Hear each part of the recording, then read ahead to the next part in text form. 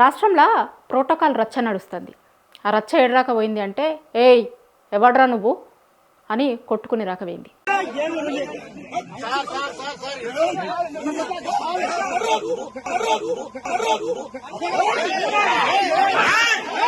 ఈ మాటలు అన్నది ఎవరో తెలుసా? ఎంపీ మల్లు రవి అక్కడున్న ఎమ్మెల్యే మీద మాట్లాడిన మాటలు అవి దొబ్బేసుకున్నారు మొత్తం. ఇంకా పక్కనున్న వాళ్ళు ఆపకపోతే కొట్టుకునేటోళ్ళు కూడా కావచ్చు. ఎవడ్రా నువ్వు ఎంపీ ఎమ్మెల్యే మీద మాట్లాడిన మాటలు ఏ సందర్భంలో మాట్లాడిండు, ఏం జరిగింది అంతా నేను మీకు చెప్తా. దానికంటే ముందు ఛానల్ని చూస్తున్న వాళ్ళందరూ కూడా ఛానల్ని సబ్స్క్రైబ్ చేసుకోరు. చాలామంది వీడియోలు చూస్తున్నారు కానీ ఛానల్ని సబ్స్క్రైబ్ చేసుకుంటలేరు. సో ఈ వీడియో చూస్తున్న వాళ్ళందరూ కూడా ఛానల్ని సబ్స్క్రైబ్ చేసుకోర్రి. అయితే ఆ ప్రోటోకాల్ రచ్చేంది అంటే అలంపూర్ ఎమ్మెల్యే విజయుడు అక్కడ వాళ్ళ నియోజకవర్గంలో ఒక ప్రోగ్రాం శంకుస్థాపనకి ఎంపీ వేయండు మల్లు రవి, అక్కడ ఎమ్మెల్యే సిట్టింగ్ ఎమ్మెల్యే విజయుడు, అట్లనే అక్కడ మాజీ ఎమ్మెల్యే సంపత్ కూడా ఆ ప్రోగ్రామ్కి అటెండ్ అయ్యిందట. అయిన తర్వాత దాన్ని స్టార్ట్ చేసేటప్పుడు కొబ్బరికాయ కొట్టే దగ్గర మొదలైన లొల్లి ఇట్లా ఈ మాటల వరకు పోయింది. ఆ కొబ్బరికాయ కొట్టేటప్పుడు ప్రోటోకాల్ లేకుండా వేరే ఆయన కొట్టడానికి ముందుకు పోతే ఆయనకి ప్రోటోకాల్ లేదు, నువ్వు ఎట్లా కొడతావు అని ఈ బీఆర్ఎస్ ఎమ్మెల్యే మాట్లాడితే దాని మించెళ్ళి అక్కడ ఉన్నటువంటి లోకల్ ఎంపీ మల్లు రవి ఆ ఎమ్మెల్యేనన్న మాట అది ఎవడ్రా నువ్వు అని మొత్తం కలవడ్డరిగా పక్కకున్న వాళ్ళందరూ ఇడిపించారు. ఒక ఎంపీ ఇంకొక ఎమ్మెల్యే మీద మాట్లాడిన మాటలవి ఎమ్మెల్యే మీదకి పోయినటువంటిది తెలంగాణ సమాజం మొత్తం చూసింది.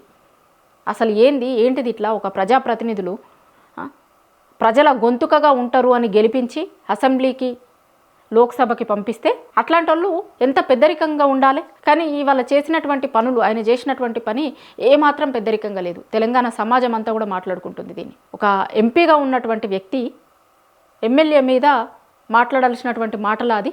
ఈ ప్రోటోకాల్ ఇష్యూ ఇప్పుడు నిన్న ఇది జరిగింది. కానీ తెలంగాణలో కాంగ్రెస్ పార్టీ అధికారంలోకి వచ్చిన రోజు నుంచి కూడా ఈ ప్రోటోకాల్ ఇష్యూ నడుస్తూనే ఉంది. మనం చూసినాం గతంలో చాలా సందర్భాలలో కొంతమంది ఎమ్మెల్యేలు అయితే కోర్టుకు కూడా పోయారు ఈ ప్రోటోకాల్ విషయంలోనే. ఇప్పుడు అక్కడ ఎమ్మెల్యే ఎవరైతే ఉన్నారో వాళ్ళు ఏదన్నా ప్రోగ్రాం చేయాలన్నా, చెక్కులు ఇవ్వాలన్నా, ఏమన్నా చేయాలంటే సిట్టింగ్ ఎమ్మెల్యే చేస్తారు కదా. కానీ కాంగ్రెస్ ఏం చేస్తుందంటే కాంగ్రెస్ అధికారంలోకి వచ్చినప్పటి నుంచి ఒకవేళ బీఆర్ఎస్ ఎమ్మెల్యే కనుక అక్కడ ఎమ్మెల్యేగా ఉన్నారనుకోండి, ఇక వాళ్ళతో కళ్యాణలక్ష్మి చెక్కులు పంపిణీ చేయరు, లేకపోతే ఇంకొకటి ఏదైనా ప్రభుత్వం నుంచి వచ్చేటువంటి పథకాలు ఇప్పుడు ఇందిరమ్మ చీరలు అవి ఇస్తారు చూడ, అట్లాంటి వాటిలలో పంచాయతీలే, ఇంకొకటి ఏవి చేయరు. ఎవరు చేస్తారు మరి అంటే అక్కడ కాంగ్రెస్ పార్టీ నుంచి పోటీ చేసి ఓడిపోయిన ఆయన ఉంటాడు కదా, వాళ్ళు చేస్తారు. గతంలో చూసినాం కదా మనం సబితా ఇంద్రారెడ్డి ఇష్యూ అయింది ఇదే ప్రోటోకాల్ విషయంలో. కోవలక్ష్మిది కూడా అయింది గతంలో. అక్కడేమో జనం అందరూ వాళ్ళని ఎమ్మెల్యేలుగా గెలిపించారు. జనం కాంగ్రెస్ పార్టీ వాళ్ళని గెలిపించలేదు, మీరు వద్దు అని అక్కడ ఆ బీఆర్ఎస్ ఎమ్మెల్యేని గెలిపించారు. కానీ ఎమ్మెల్యేగా ఉన్నాయనే ఇవి చేయొద్దట. అక్కడ ఇన్ఛార్జ్గా ఉన్న కాంగ్రెస్ ఆయనతో చెక్కుల పంపిణీ చేపిస్తున్నారు. ఇప్పుడు కౌశిక్ రెడ్డి లాంటి వాడి దగ్గర కూడా అదే సమస్య. ఆయన చాలా రోజులు ఫైట్ చేసిండు, చాలా పెద్ద ఎత్తున ఫైట్ చేసిండు. ఆయన కళ్యాణలక్ష్మి చెక్కుల పంపిణీ విషయంలో ఎమ్మెల్యే ఏమో ఆయనే, కానీ ఈయనకు తెలియకుండా చెక్కుల పంపిణీ చేస్తారు, అక్కడ కార్యక్రమాలు చేస్తారు, ప్రోటోకాల్ లేదు, పిలిచేది లేదు, ఏ శంకుస్థాపనలకు పిలిచేది లేదు, లేకపోతే ప్రజలకు ఏదైనా సంక్షేమ కార్యక్రమాలకు సంబంధించిన చెక్కులు ఇచ్చేదందుకు ఇయ్యరు, అక్కడున్న కాంగ్రెస్ ఇన్ఛార్జితో ఇప్పిస్తారు. ఇది ఇట్లా ఒక్క దగ్గర కాదు, చాలా నియోజకవర్గాలలో దాదాపుగా సగంకు పైగా నియోజకవర్గాలలో ఇదే సమస్య. చాలా చోట్ల, అన్ని చోట్లల్లో, ప్రతి చోట అక్కడ లోకల్గా ఉన్నటువంటి ఎమ్మెల్యేకి సంబంధం లేకుండా కాంగ్రెస్ వాళ్ళు జనం తిరస్కరించిన కాంగ్రెస్ పార్టీ నాయకుడు. నేను ఎందుకు చెప్తున్నా జనం తిరస్కరించిన అంటే జనం ఓటేయలే కదా వాళ్ళని. ఇప్పుడు అక్కడ బీఆర్ఎస్ పార్టీ ఎమ్మెల్యే గెలిచిండంటే కాంగ్రెస్ పార్టీ ఆయన వద్దు అని వాళ్ళు బీఆర్ఎస్ పార్టీ వాళ్ళని ఎమ్మెల్యేలుగా గెలిపించుకున్నారు. జనం వాళ్ళని యాక్సెప్ట్ చేసిర్రు కానీ ప్రభుత్వంలో ఉన్నటువంటి వాళ్ళకి యాక్సెప్ట్ చేయలేకపోతున్నారు. ఇప్పుడు అల్టిమేట్గా ప్రజాస్వామ్యంలో ప్రజలు ఇచ్చేదే తీర్పు కదా, ప్రజలు తీర్పు ఇచ్చిర్రు అక్కడ ఆ ఎమ్మెల్యే కావాలి అని. చేసినప్పుడు ఆయన ప్రోటోకాల్ ప్రకారం ఎమ్మెల్యే పంచాల్సినటువంటి చెక్కులు, ఎమ్మెల్యే చేయాల్సినటువంటి కార్యక్రమాలు, ఎమ్మెల్యే చేయాల్సినటువంటి ప్రారంభాలు ఇవి కూడా చేయనిస్తలేరు. ఇక మళ్ళీ బీజేపీల దగ్గర వేరే లెక్క ఉంటుంది. ఇదే బీజేపీల దగ్గరికి వచ్చేసరికి మాత్రం వేరే లెక్క ఉంటుంది. అక్కడ మాత్రం ఏమి ఇబ్బందులు అయితే లేదు అని అంటున్నారు. లాస్ట్కి వీళ్ళు ప్రోటోకాల్ ఫాలో అయితే లేరు, చేస్తలేరు అని బీఆర్ఎస్ ఎమ్మెల్యేలు అసెంబ్లీలో కూడా మొత్తుకునే పరిస్థితి. అసెంబ్లీలో కూడా అసలు ప్రోటోకాల్ ఫాలో అయితే లేరు, మాకు ప్రోటోకాల్ ఇస్తలేరు అని వాళ్ళు ఆడ కూడా చెప్తున్నారు.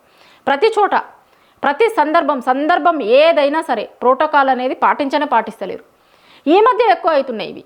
గతంలో కూడా ఇప్పుడు తెలంగాణ రాష్ట్రం వచ్చిన తర్వాత బీఆర్ఎస్ పార్టీ 10 ఏళ్ళు పాలించింది. అంతకుముందు ఉమ్మడి ఆంధ్రప్రదేశ్లో కూడా ఎప్పుడు ఇంత ప్రోటోకాల్కి సంబంధించినటువంటి ఇష్యూస్ ఎప్పుడు తెర మీదకి రాలేదు. ఎక్కడన్నా 1-2 వస్తే వస్తుండే, అట్లాంటివి ఉంటుండే. కానీ ఇప్పుడు మెజారిటీ ఎమ్మెల్యేల దగ్గర ఈ సమస్య ఉంది. అంటే ప్రభుత్వాలకి బీఆర్ఎస్ ఎమ్మెల్యేలని ఎమ్మెల్యేలుగా గుర్తించడం ఇష్టం లేదా, వాళ్ళతో చేయించడం ఇష్టం లేదా, జనాలు గుర్తించినా సరే వీళ్ళకు గుర్తించడానికి ఇష్టం లేదా, ఇష్టం లేకనే ఇట్లాంటివి చేస్తున్నారు అంటే అట్లనే అనిపిస్తుంది. ఎందుకంటే నిన్న విజయుడు విషయంలో జరిగింది అదే. ఆయన చెప్తుండు క్లారిటీగా, ప్రోటోకాల్ లేనే లేదు ఆయనకి, వేరే ఆయనతో అసలు కొబ్బరికాయ ఎట్లా కొట్టిస్తారు మీరు అని అంటే అసలు నువ్వే పడరా అడగడానికి అన్నాడట ఎంపీ. సిట్టింగ్ ఎమ్మెల్యే ఆయన మీదికి ఒక ఎంపీ మాట్లాడుతున్నటువంటి మాటలు ఏంది, అసలు తెలంగాణలో ప్రోటోకాల్ విషయంలో ఏం జరుగుతుంది, గెలిచినటువంటి ఎమ్మెల్యేలకు ఎందుకు తక్కువగా చేసేటువంటి ప్రయత్నం చేస్తున్నారు, ఎందుకు ప్రతి చోట ప్రోటోకాల్ ఉల్లంఘనలు జరుగుతున్నాయి, ఎందుకు కనీసం ప్రభుత్వం ఎమ్మెల్యేలను ఎమ్మెల్యేలుగా గుర్తించడం లేదు. చాలా చోట్ల ఈ సమస్య ఉంది, ప్రతి చోట ఇట్లాంటి సమస్య ఉంది. ఇక ఎమ్మెల్యేలు ఎవరి స్థాయిలో వాళ్ళు ఫైట్ చేస్తున్నారు, కొంతమంది ప్రతిరోజు ఫైటే చేస్తున్నారు, ఇంకో కొంతమంది కోట్ల వరకు పోయిర్రు, ఇట్లా జరుగుతూనే ఉన్నాయి. కానీ ప్రోటోకాల్ సమస్యలు అయితే ఇంకా రోజు రోజుకి పెరుగుతున్నాయి తప్ప తగ్గుతలేవు కాంగ్రెస్ ప్రభుత్వంలో.